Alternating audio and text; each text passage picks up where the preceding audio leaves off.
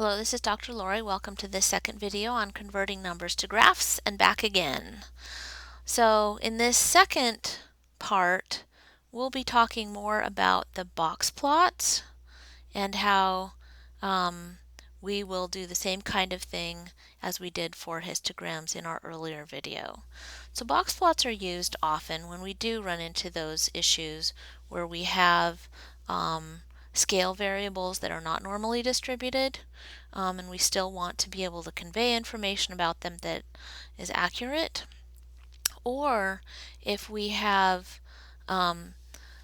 ordinal variables that have quite a few categories, so typically 8 or 10, 8 or more, and in that case that variable starts behaving a little bit like a scale variable, but we don't want to offer it the opportunity for reporting median and standard deviation because the intervals between those adjacent values within that variable are not automatically known to be equal. So in box plots we have these scale but not normally distributed or ordinal variables that have lots of categories.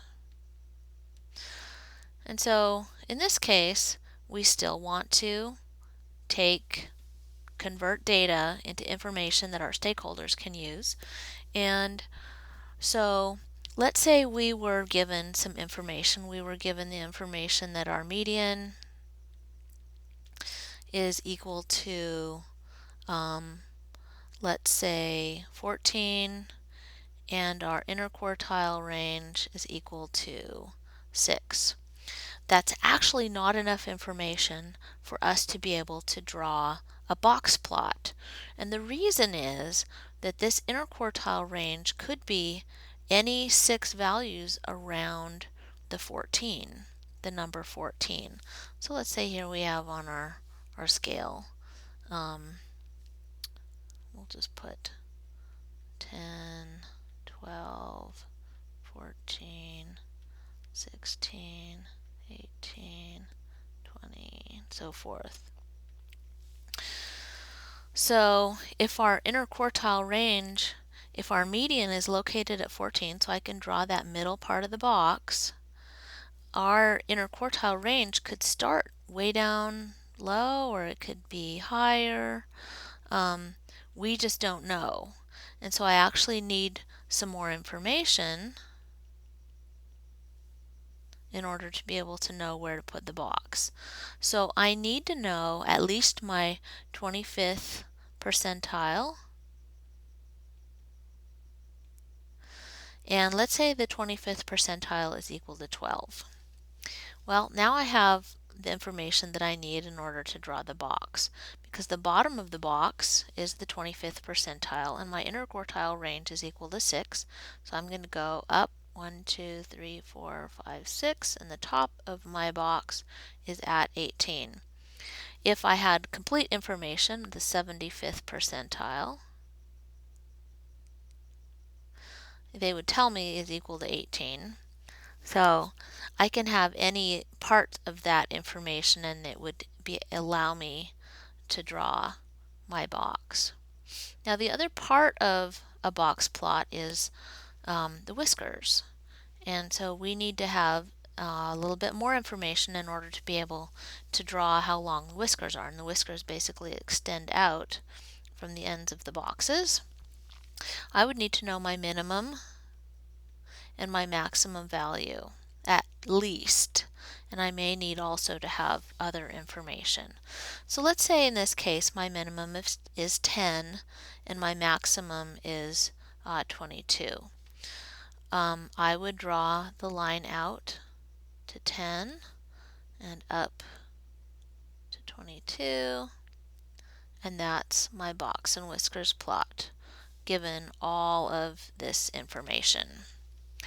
Now, box and whisker plot can also have additional items in it. And you've probably seen a box and whisker plot that has outliers or extreme values. And I want to show you really quickly how those are decided. Basically, we take the width of the box, also known as the interquartile range, and so this is equal to 6. My whisker, starting here at the 75th percentile at the what's called the hinge, can go up to 1.5 times this value. In other words, 1.5 times 6 is equal to 9. I could go all the way up from 18, and I need to scoot this over in order to be able to get there, to 27. My top value were equal to 24, 26, 28. We're all the way up to here. If my maximum, instead of being 22, was equal to 27, then this whisker could go all the way out to this point and be a whisker like that. That's supposed to be a straight line. However, if my maximum value were 28 or 29 or 30, then I would have a different thing that I would need to draw. Now remember how I said this is the maximum? The whisker can go is 1.5 times the width of the box. So it matters how wide the box is. After that, it's called an outlier, and it's designated with a little circle. If I had values that were out here, I pretend I don't have a value there. So they would be designated by a little circle. So in other words, the vast majority, 50% of the data is, oops, didn't mean to erase that. 50% of the data are in here. And 50% is outside. Some of it is so far away that it's considered an outlier. So that's the technical definition of an outlier on a box plot. Now, what if it's more than 3 times? It's a greater than symbol, greater than 3 times. Then that is considered an extreme value. And in this graph, we would have to go like way out there. But those are designated with usually the star symbol or the times symbol. And so I like to think of O as in O for outlier, and this for extreme, the X in extreme. And I think that's how they were named. I'm going to just give somebody else the credit. So if 3 times 6 is 18, it would have to be 18 here plus 18 beyond that in order to be considered an extreme value. You could also have outliers and extreme values to the left. And it would be following the same rules.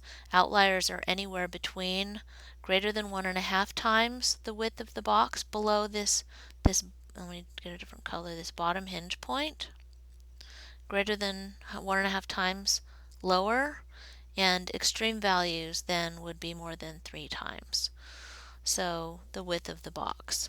Let's change the numbers here on the scale and just say instead of something that's maybe a continuous variable that's just not normally distributed, let's give ourselves a pain scale going from, let's just say 0, 1, 2, 3, 4, 5, 6, 7, 8, 9, 10. So this would have to be the end point, 0 to 10. And let's just say for the point of argument that our 25th percentile is at 1. So here's the end of our box. Our 50th percentile is here at 2. And our 75th percentile is here at 3. So here's our box. We've now drawn our box. And then we need to add our whiskers. If the maximum pain, here's minimum pain, was 0 in the study. If the maximum pain were 5 of all the subjects in the study, the whisker would only go to number 5. The whisker will only go how far the maximum value is in that particular data set.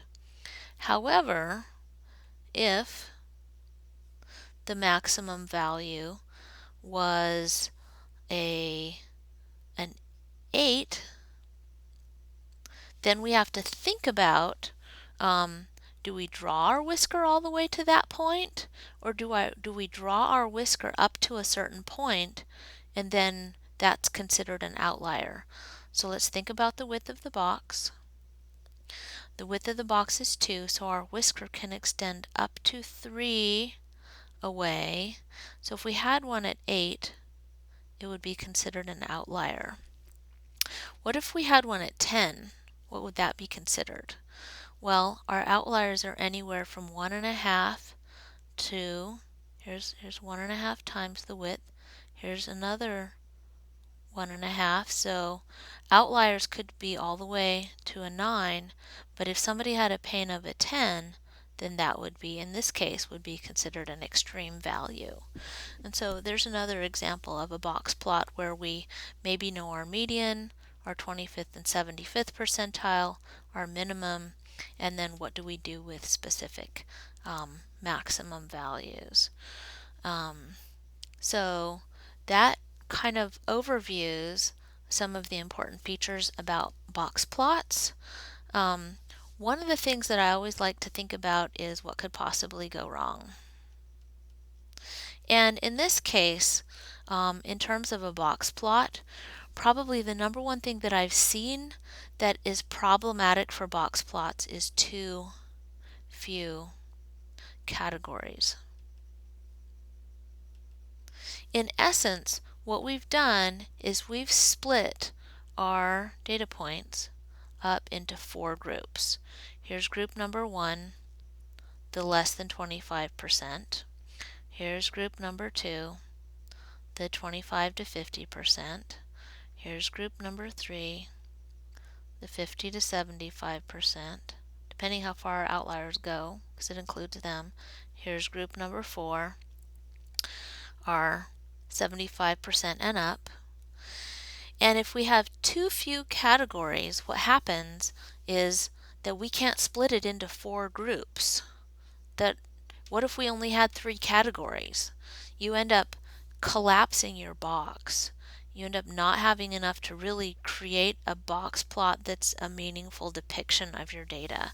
Even if you have 5 or 6 boxes, or sorry, 5 or 6 categories, then the box can sometimes be very collapsed, and it's much more difficult to read. And so just be careful that you're only really using box plots in the situations where they really are relevant. If it's scale and it's not normally distributed, you're going to have a ton of categories. You're going to have lots of individual values. You just might have these issues of outliers or extreme values that are so far away that the mean and standard deviation don't accurately depict. They don't give you an accurate picture. So that concludes our discussion on box plot. Thank you for joining me.